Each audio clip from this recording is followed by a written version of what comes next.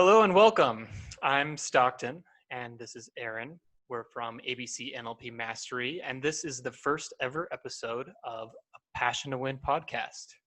We're excited to be here talking with you, and we're excited to give you some insight as to why this is called the Passion to Win podcast, and what that means to us. So, Aaron, a passion to win. What is passion? Well, from an NLP perspective, we could go there. I think we're going to start with why. Why do we have a passion to win, and why did we choose that name, and why are we even going to talk about this, and why are we going to have a podcast? So for me, a passion to win comes back from my racing days. When I was a child, before I got into friendly competition, I thought it was really cool that everybody had a chance to win in elementary school. They didn't pick a first place, second place, third place. I mean, the people have to finish in an order. There has to be an order to completing something. But that doesn't mean that you can't win your own race. And it wasn't until I got into professional competitions when I realized that the race of life was something that you had to win for yourself. And every time you're out on that racetrack or whatever it is, whatever competition you're in, if you're not racing yourself, you're racing a ghost, because the person in front of you has a different skill set, has a different mindset, has a different vehicle, whether it's spiritual, emotional, physical, mental, and then put together altogether a physiology. And so why would we want to develop a passion to win? So in my days, I learned that if you didn't have a passion to win, you might get across the finish line. And who cared? You didn't, because you didn't have a passion to win. But if you knew that you were out there working on yourself at the level of personal development to change the way something was done, because everything is feedback, right? What if you, one piece at a time, started to make those changes to develop a passion about winning? Because, I mean, let's face it, everybody is going to win at the race of life. If the goal is to be born and then die, it's going to happen, right?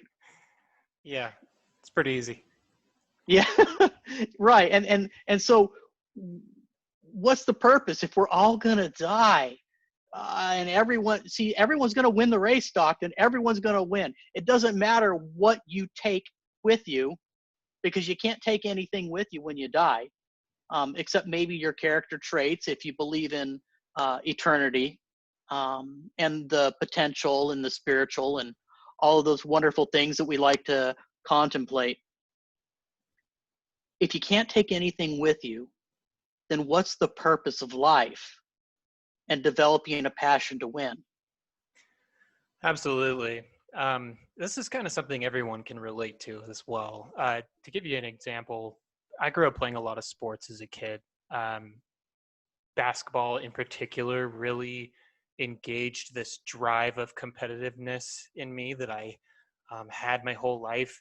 And I wondered to myself later in life, after I had stopped playing sports and moved on to, getting a job and doing school and, living an adult life, I often reflected on those times playing sports and thought to myself, if I could channel even 50% of that passion I had on the basketball court, because I was the guy on the team who maybe the best player on the team, but I tried harder than anyone else. Um, I was diving after every loose ball. I, always was running back and forth, first one down the court, first one back. And I would just run myself to complete exhaustion. And I thought, man, if I could just channel even a little bit of that unrelenting drive towards my career, towards my Right, schoolwork, right. I would be unstoppable. You know, I would have achieved every goal I ever made in a matter of months. And so I tried to understand, what changed inside of me when I put on some basketball shoes, when I stepped on a court. What changed inside of me that is so different from me sitting at my desk at work now? And why can't I get into that state where I am toward focused and it's all about winning the basketball game? And I Well, contemplated that in my mind for a long time. Aaron, and maybe you have something to add on this. Have yeah, you? well, how is that beneficial, right? Right. And I'm going to go back to what it was before we go to the how is it beneficial, because I think anybody who's listening right now might have experienced some time in their life when they just got really passionate about something in a good way, because there's all different kinds of passion. And I remember, um, well, for you, it was basketball. For me, it was motorcycles. Right. And, you know, I think there's a lot of people out there who could appreciate an underdog story. And I didn't know that I was any good on a motorcycle. I grew up short, red hair, freckles, um, and I didn't really develop physically until I got out of high school. And when I was really young, people told me I should be a jockey. Yeah, and I'm like, yeah, that's cool. That's cool. I could be a jockey. Uh-huh. Or a Well, bobsled racer. the only problem with that is neither one of those ran on gasoline, and a horse would get tired long before a motorcycle would. And Right. so I kind of developed this passion for motorcycles. And I was out riding with some friends in a club called the San Diego Antique Motorcycle Club. And back in the days, I came from a modest income family. And when I say modest, I mean almost poor. And so what I would do is, because I wanted to be cool, right? I went to the Right. junkyards and I'd find these really old motorcycles. And I don't know if anybody knows anything about it, but I'm going to get a little passionate here. The older the motorcycle, the funkier they look. They just look really different. Um, and the In the old ones, 90s, like, especially. well, I'm going back 70s and 60s, um, to air-cooled engines and two-cycle instead of four-stroke. And I would take these rusted wrecks and pull them out of the scrapyard. And I'd take the engines apart and do whatever I could to make them run. And eventually I had a few of these really old motorcycles, uh, and I was running junkyard tires and junkyard parts, but I always scrubbed everything down, polished it up, added a little bit of touch-up paint, and I could make these little things shine. And so I would take them to these club meets, and we would go on rides, and people just said, Aaron, you're really, really good on these things. You ought to go racing. I'm like, what? No, I don't know. I'm not good enough for that. I'm just, and me, I'm inside. I'm looking at, to me, this is a motorcycle that I pulled out of the junkyard. Some people think it's cool. But inside I'm going, this is a piece of trash. This was somebody's piece of trash. I'm not good enough to do that. I'm writing a piece of trash. And so I guess maybe some way I had adopted that mindset that maybe I was a piece of trash. And it's really not so. But like I said, so some people out there said that you were good at something. And Stockton, you're taller. You were probably good at basketball. You had a little bit of reach on some people, right? Yeah. So tell me about that before I go in more on my story. Tell me about your reach there and what you had specifically about basketball. Yeah, I had some physical advantages, for sure. And wasn't really one of the small kids until high school. Everybody kind of started to outgrow me. They got, thicker and bigger. And I played football too and wasn't really able to play that anymore. Well, And aren't you almost 6 foot tall? I'm 6'1", yeah. That's what I thought. Nobody's outgrowing you. But I mean, I'm I'm not the meatiest fellow. Right, right. Right. Um which was fine. I still love to play basketball with friends and stuff, but there were there were certain physical advantages that people had over me. There were certain, access that people had to resources like better shoes. They had courts they could go and practice on. They had dads or coach figures in their life that were willing to work with them and have time to set aside to work on their shooting capabilities or work on a technique in specific. And I didn't really have resources like that. I just had a lot of energy and a lot of passion.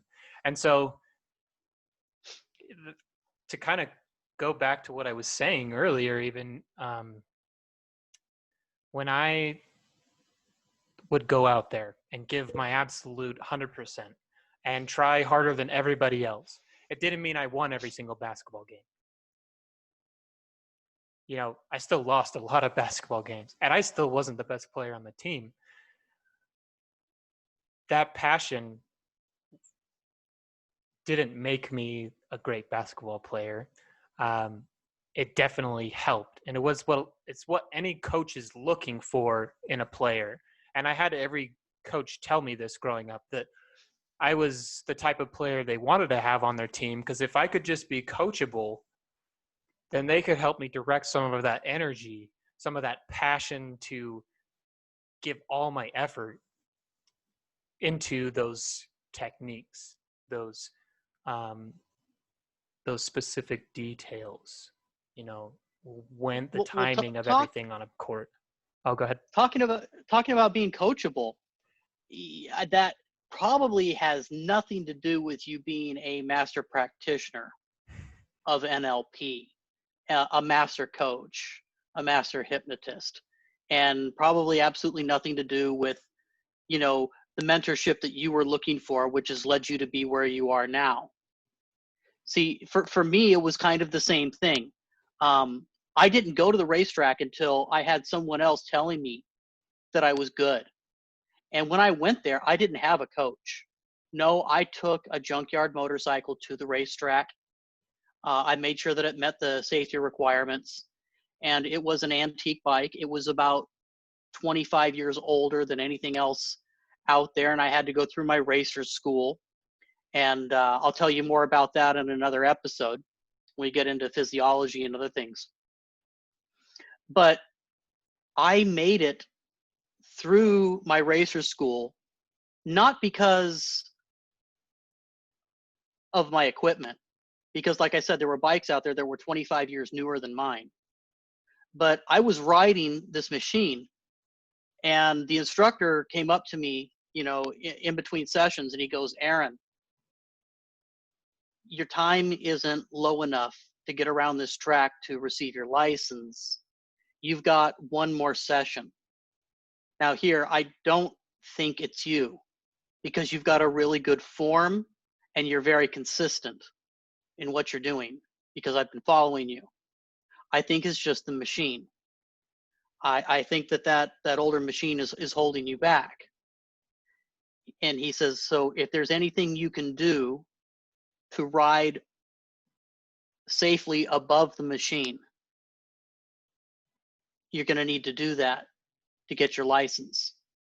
And so we went back into the classroom, and he didn't say that publicly. He said that privately, which meant something to me. It really gave me a mindset, and gave me my first chance at looking at a passion to win, because now I had someone who was better than me, a coach, so to speak, who had to keep everybody safe, telling me, Aaron, look, you're doing really good. The machine's holding you back. See if you can do something to override the machine and maybe carry it a little faster through the turn, even though it doesn't want to turn, even though it doesn't have a good top speed. You've got to hold a little more speed yourself through the corners to be able to make the time. So in my racer school, and I did 3 of them, by the way, different progressions in life. But the first one, the race was against myself. And it wasn't until he talked to me that I didn't develop that passion to win. I had this mindset of, I'm not good enough with this bike and on this track. Well, we went into the classroom and we did our studies of what we were supposed to learn. And in the last session, I came under the minimum time by 2 seconds. Wow. And this is a 2-mile track. So if I was above that, that means I had to make at least a 3-second change in my riding around a track that I'd already been over umpteen times. So Right. that 3-second change, that's a big deal. That means that I was probably carrying 5 to 10 miles an hour faster top speed through the corners. And you know what? When I came in, I was nervous. I was scared. I didn't know if I had made it. And we get up to the classroom, and the instructor says, we've got good news. Everybody has made it under the time. Everybody has graduated. And, congratulations to you all. And it was, he started handing out the certificates and the racer's license. And we got to go down to the gift shop and get a picture with our racer's license and our bike. And that was all really neat stuff. But it wasn't until after that he came up to me and he said, Aaron, I was really proud of you for being able to get through the racer's school. Like I told you, I didn't think it was you. I think it was the bike, the vehicle that you were using. But somehow you were able to stretch what you had. You found the resources within yourself to be able to do it. And so for me, that was a beginning of a passion to win. Yeah. I think it's really cool to notice in both of our stories, if you take my body in the basketball situation and compare it to the machine, that's what I was working really hard. And the machine was good, but it wasn't being driven by a good driver. And in Aaron's example, the driver was good, but the machine needed more speed in order to produce the desired result. And so I think it So brings up the idea of our conscious and unconscious minds. right, exactly. So how now is it beneficial to have a passion to win? Because Stockton, I think your coaches said they always wanted someone like you who could be coachable, someone who is passionate about the game and about the sport, right? Right. And just like I was passionate about those old machines. Um, and well, anyway, we can go on further, maybe in other episodes where we bring in our experiences about our wins, you know, on the court and on the racetrack, and what that really means. And here's what I'm going to tell you in short. I'm going to summarize how it was beneficial for me to have a passion to win. I rode those machines and I competed, and it took me an entire year before I started getting attention. It took me a year before people started noticing what this guy was doing on these junkyard bikes, because I was out there racing for me. I had developed, because of that experience with the instructor from the racer school, I had developed a passion to win. And I knew that I could push that old machine just a little bit further and a little bit harder, still staying safe. And I could develop even more and overcome even more. And it wasn't, like I said, it took me a year. But eventually, by the time I stopped racing, I had ridden 3 sponsored machines, ended up with a full sponsorship, and had been invited to travel around the globe by a outfit called Cannonball Racing out of Quebec, Canada. And I had, at that point, I had reached something where I was very passionate about the sport, and financial backing had come in, and fan base had grown, and people took interest, and I had lots and lots of support. But none of that would have ever happened had I really not dug deep and developed a passion to win. And so I think that's why we're calling this podcast A Passion to Win, because everyone in life deserves to have a passion about this race of life. Because, like I said, anyone can win. But if there's no passion in winning and you can't take anything with you, it's about what you can leave behind. Right? Absolutely. You know, a lot of our listeners aren't are probably not going to be professional motorcycle racers, and a lot of you may have never picked up a basketball in your life. But a passion to win is a cross-contextual concept that we really enjoy talking about because we love people. We love that every person is unique, that every person finds a passion within them at some point in their life and has a desire to win or achieve some level of success. And And everybody deserves to. everybody deserves to. And that's what brought us on our journey. That's what the idea that the ABC NLP Mastery Company was founded on, and it is our part of our mission in life to help people discover their passion and to be able to win at it. So ABC NLP Mastery dot self mastery is really what it's all about. For us, we know that if people take the time to look inside and maybe face those fears and listen to the ones who are cheering them on, because there's going to be lots of naysayers in life. And if I had listened to all the naysayers, including myself, I would have never ended up on that racetrack with a junkyard bike that wasn't supposed to do what it did. And Stockton would have never shown up on the basketball court because he didn't have the Air Jordans.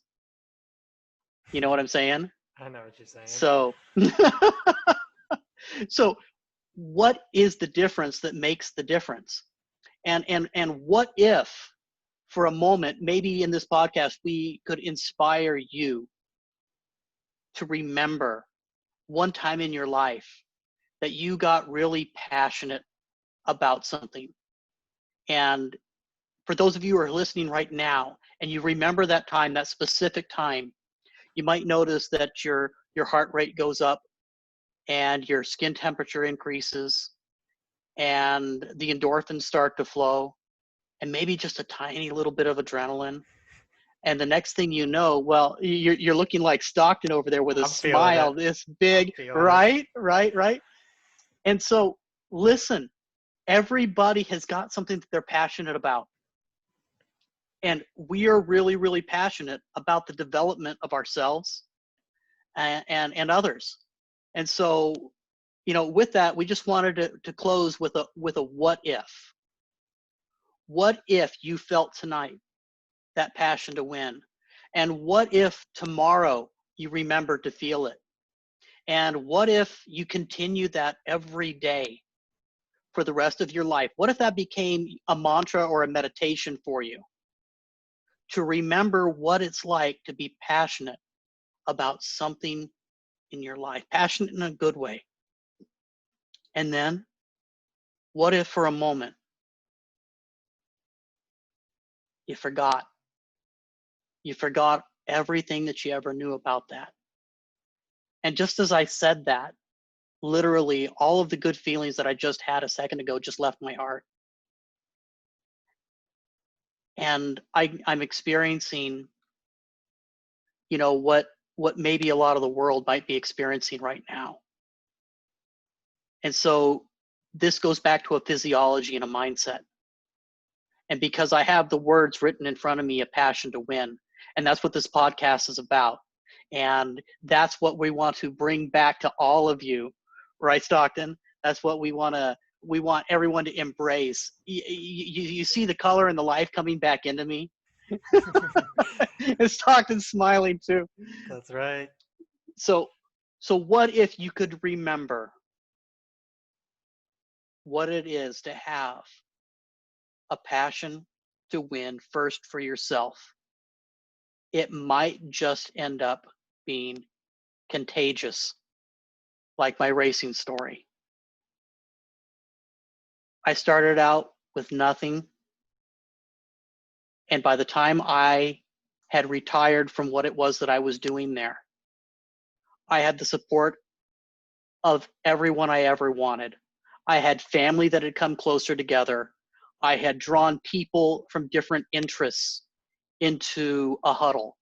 I had brought an awareness back to equipment that had been forgotten. And a lot of things had changed. A lot of good times were had. Yeah, there was crashes, there was injuries, there were things that got in the way. But no matter what, it was a passion to win that I had developed that maybe was a spark when I was a child, that had been rekindled when that instructor said, Aaron, it's not you, it's the equipment. It might be the equipment might be the world. And just like that globe behind Stockton, when you're down there on the planet, you know, that planet seems really, really big. But if you could take that planet and then put it over there on the shelf, you can spin it, right? You can spin it, you can see all the different continents and realize that there's millions of people on there. And that all of those little people, well, believe it or not, they're important. And they're important because they are the industry, they are the world. Without a person on the world, there would be no world. There would be no one there to notice it. There would be no one there to recognize it. There wouldn't be no one there to cultivate it. There would be no one there to build things out of it. If there was nobody there, it wouldn't matter. Guess what? Because you're here, you matter. What do you have to say about that, Stockton? I love that. It really sums up very well the direction I want to take this podcast, because we can tell you our stories, we can tell you stories in general, but ask a family member, a stranger on the street to tell you a story, and they'll tell you a story.